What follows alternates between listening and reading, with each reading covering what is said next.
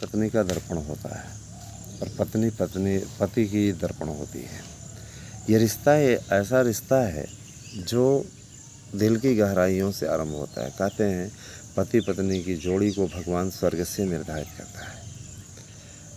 इसमें एक ऐसी मिठास होती है, इसमें एक ऐसी करुणा होती है, एक दूसरे को समझने की ललक होती है, एक दूसरे के लिए जीने मरने की बातें होती हैं, जिसका कोई भी मुकाबला नहीं कर सकता। विश्व का कोई भी रिश्ता ऐसा नहीं बना है जो इतना अनमोल हो।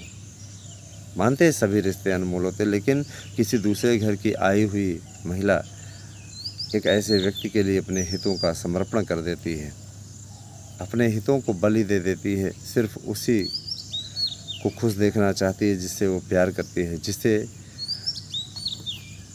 वो अपना सर्वस्व मान चुकी है, पति के रूप में चयनित कर चुकी है या घर वालों के द्वारा चयनित कराई गई है। लेकिन अगर पत्नी सक्सेस हो जाए और उसके बाद में धोखा दे दे तो कैसा फील होगा। इसमें वर्तमान में एक प्रकरण चल रहा है ज्योति मौर्य वर्सेस आलोक मौर्य का। मेरे एक मित्र ने कल मेरे को मैसेज किया था, सर इस पे अपना विचार ज़रूर रखिएगा। मैं बताना चाहता हूँ कि ज्योति मौर्य आलोक मौर्य वाला जो प्रकरण है वो सूर्यवंशम मूवी की कहानी को बयां करता है, लेकिन उसमें अंतर ये था कि हीरा ठाकुर बनने वाला व्यक्ति और उसकी पत्नी दोनों ने एक दूसरे का हमेशा साथ निभाया। और इसमें प्रकरण ये आ रहा है, आलोक मौर्य का आरोप है, मैं आरोप ही कहूँगा क्योंकि क्या वास्तविकता है ये तो वही दोनों लोग जाने, है ना। तो उनका ये कहना है आलोक मौर्य का कि मैं सफाई कर्मी हूँ, 2010 में हमारी शादी हुई थी और हम लोग बहुत सुखी थे। और उसके बाद में हमने अपनी पत्नी को पढ़ा लिखा करके कर्जा ले करके पढ़ाया, कोचिंग कराया महंगी। इसके पश्चात हमने उनको क्या किया, PCS अधिकारी बनवा दिया। मेहनत की, पास हो गई, 16वीं रैंक आई, पास आउट हो गई। मैं इतना ज़रूर बता देना चाहता हूँ कि उनका चयन SDM के पद पे 2015 में हो गया।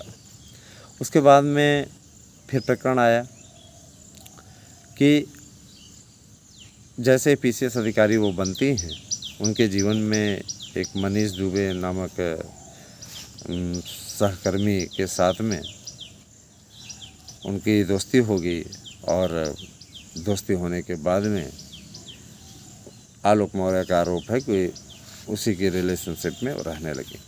है तो बेतुका आरोप, अजीब लगता है अपने आप में सुन करके, लेकिन अगर ये वास्तविकता है ना, तो ये अत्यंत निंदनीय है।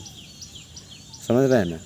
किसी की निजी ज़िंदगी पर कोई आक्षेप नहीं करना चाहिए, लेकिन मैं इतना बता देना चाहता हूँ कि अगर इस प्रकार की बातें हैं तो ये वास्तव में अनलगनीय है।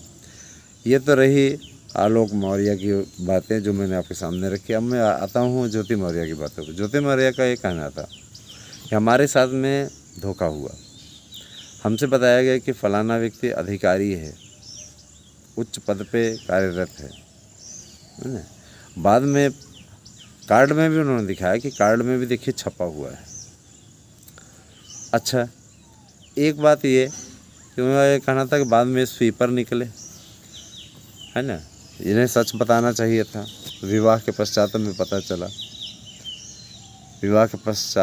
चला तो उनका अलग ही स्टैंड रहा कि हम बन जाएंगे फिर उसके बाद छोड़ेंगे। बाद में बन गई तो उसके बाद उन्होंने लीगल तरीके से जा कर के, उनका ये कहना है हमने फैमिली कोर्ट में लीगल तरीके से अर्जी दी है कि हमें इनके साथ नहीं रहना है। लेकिन मैं ये कहना चाहता हूँ कि देखिए, जिस पति ने आपको कर्ज लेकर के पढ़ाया, आपका इतना हित किया, जाहिर सी बात है कि उसके साथ अन्याय नहीं होना चाहिए, उसका साथ आपको देना चाहिए। जिस दिन आप चयनित हुई, आलोक मौर्य के चेहरे की खुशी देखती बनती होगी। आज वो रो रहा है यहाँ पे SDM साहिबा, तो जाहिर सी बात है उसके मन में इस बात की करुणा है। और आपकी दो जुड़वा बेटियाँ भी हुई 2015 में, उनका भविष्य कौन देखेगा। ये फिल्म नहीं है, ये वास्तविक जीवन है। आप लाइमलाइट में इतनी बिजी ना होइए कि आपके कारण उन बच्चियों का भविष्य भी तबाह हो। एक बात और, जो पत्नी अपने पति का साथ इस प्रकार से छोड़ देती है, वो वास्तव में कभी भी सुखी नहीं रहती। पैसा ही सब कुछ नहीं होता, पैसा ही सब कुछ नहीं होता। पैसा आवश्यक है, ज़रूरी है, लेकिन इतना ज़रूरी नहीं कि वो रिश्तों को निगल जाए। रिश्तों को मत निकालिए। हम भी शादीशुदा हैं, हमारी भी पत्नी है, हमारी पत्नी वकील भी है, मेरी पत्नी वकील भी है, और साथ ही साथ वकील होने के साथ साथ वो प्राइमरी अध्यापक भी है। ये हमारे बीच में अटूट बंधन है स्नेह का। हमारे बीच में कभी भी हल्की फुल्की नोक-झोंक तो हर पति पत्नी में होती है, हमारे बीच में भी होती है ना। लेकिन कभी इस स्तर तक नहीं पहुंचता है कि हम तो आपके साथ में नहीं रहेंगे, है ना। स्नेह हम लोगों का बना हुआ है, हमेशा बना रहेगा। इस बात के लिए भी मैं कहता हूँ, जबकि मुझसे पहले सक्सेस हुई, हमें तो बाद में, तो पहले प्राइवेट में पढ़ाते थे, काफ़ी धक्का खाए, बढ़ते गए, हम भी पा गए। तो अगर देखा जाए तो काफ़ी बड़ी चीज़ें हैं। हमने तो ये बंधन बना करके रखा है। तारक मौर्य को भी जो गलतियां हैं अपनी पत्नी से समझ लेनी चाहिए, बातों को सुलझा लेना चाहिए। सोशल मीडिया पे अपना मजाक क्यों बनवा रहे हो, है ना। दोनों लोगों को इसका समाधान निकालना चाहिए। और रही बात ये कि जो लोग ये कह रहे हैं कि ये सस्पेंड हो जाएगी, तो कोई चापलूसी करके तो उसने नौकरी नहीं प्राप्त की है ना, उसने मेहनत करके नौकरी प्राप्त की है। एसडीएम के पद पे जाहिर सी बात है कि वो मेहनत करके पहुंची है, ऐसे कोई थोड़ी ना सस्पेंड कर देगा। लेकिन हाँ, अगर अनियमितता पाई गई, अनियमितता सिद्ध हो गई, ठीक है, अनियमितता सिद्ध हो गई, घूसखोरी सिद्ध हो गई, तब इस पे कार्रवाई हो जाएगी। सस्पेंड हो सकती हैं, निकाली नहीं जाएंगी, नौकरी से निकाली नहीं जाएंगी। वही है कि एसडीएम के पद से हटा दी जाएंगे, बस इतना रहेगा। एसडीएम के पद पे और प्रतीक्षा रथ में डाल दिया जाएगा या किसी कार्यालय से सम्मत कर दिया जाएगा। सस्पेंड इतनी जल्दी नौकरी नहीं जाती किसी की, ठीक है। और दूसरी बात यह है कि देखिए, आज कल ये खबरें तैर रही हैं कि प्रयागराज से 90% पतियों ने अपनी पत्नियों को वापस बुलाया। मैं अपील करना चाहता हूँ, कल ज्योति मौर्य ने भी अपनी ओर से अपील की कि आप लोग इस प्रकरण को गलत दृष्टि से न देखें, और जो पत्नियां तैयारी कर रही हैं उन्हें आपको वापस नहीं बुलाना चाहिए, क्योंकि गलती अगर किसी एक की है, मैं बताना चाहता हूँ, गलती किसी एक की है तो उसका भुगतान सबको नहीं करना चाहिए, है ना। जाहिर सी बात है कि मैंने देखा कि कई जगह हलफनामा भी वायरल हुआ कि मैं सक्सेस हो जाने के बाद में अपने पति को नहीं छोड़ूंगे तो कुछ लोग 1 करोड़ रुपए की डिमांड भी किए हैं हलफनामे में। गजब की चीज़। ऐसी थिंकिंग नहीं रखनी चाहिए, थिंकिंग आपकी अच्छी होनी चाहिए, क्योंकि अगर आपकी थिंकिंग अच्छी रहेगी तभी आप आगे प्रोग्रेस कर पाएंगे। तो ये सारी चीज़ें आपको ध्यान देना है, किसी भी प्रकार से कोई लापरवाही ना करें, और जो पढ़ रहा है उसको पढ़ने दें, डिस्टर्ब ना करें। डिस्टर्ब करने कोई औचित्य नहीं है, समझ रहे हैं ना। लटकाने फटकाने का कोई मतलब नहीं है, इसीलिए लापरवाही नहीं, सबको पढ़ने दीजिए। पति पत्नी का दर्पण होता है, पति पत्नी के बीच में मधुर रिश्ता बना रहना चाहिए, है ना।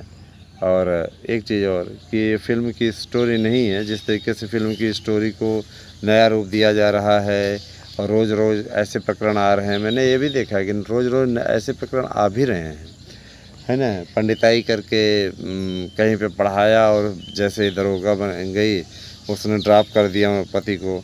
तो इस प्रकार के कांड जब होता नहीं, जैसे लव जिहाद वाला मुद्दा उठा तो पता चलने लगा कि यहाँ पे इस धर्म के व्यक्ति के साथ में शादी कर ली है, ये लड़का पकड़ा गया, वो लड़का पकड़ा। कोई चीज़ तूल पकड़ता है तो ऐसे ही पकड़ता है, ठीक है। तो जैसे बाबा का ढाबा वाला एक था, इतना प्रसिद्ध हो गया। वहाँ बिहार का एक लड़का जो नीतीश कुमार से बात कर लिया था, वो प्रसिद्ध हो गया। तो ये सोशल मीडिया है, जिस दिन जिसको पॉपुलर कर दे, है ना। तो ये सारी चीज़ें हैं। और मैं ये बताना चाहता हूँ दोस्तों, ध्यान दीजिएगा इस बात को लेकर के बिल्कुल विशेष रूप से। प्रयागराज में एक फ्रॉड रहता है, नाम है उसका विकास दुबे। उसके चंगुल में आइएगा नहीं। वो अपने आप को अधिकारी बताता है, ठीक है, और अधिकारी बता करके लोगों से पैसा लेकर के उनको नौकरी दिलाने का आश्वासन देता है। ऐसा लगता है जैसे वही मुख्यमंत्री है, समझ रहे हैं ना। इस फ्रॉड से बच कर रहिएगा। कई बार जेल जा चुका है और इसका काम ही यही है। आपको बताएगा हम सचिवालय में हैं, या आपसे बताएगा कि हम माध्यमिक शिक्षा विभाग में हैं, और कार से घूमता है। भाई जाहिर सी बात है, फ्रॉड कर रहा है, ज़बरदस्त पैसा कमाता है, तो कार से तो घूमेगा ही। कई बार प्रकरण में अंदर हो चुका है। तो इस प्रकार के जाहिलों से सावधान रहिएगा और अपना धन बचा करके रखिएगा। Thank you. Have a nice day.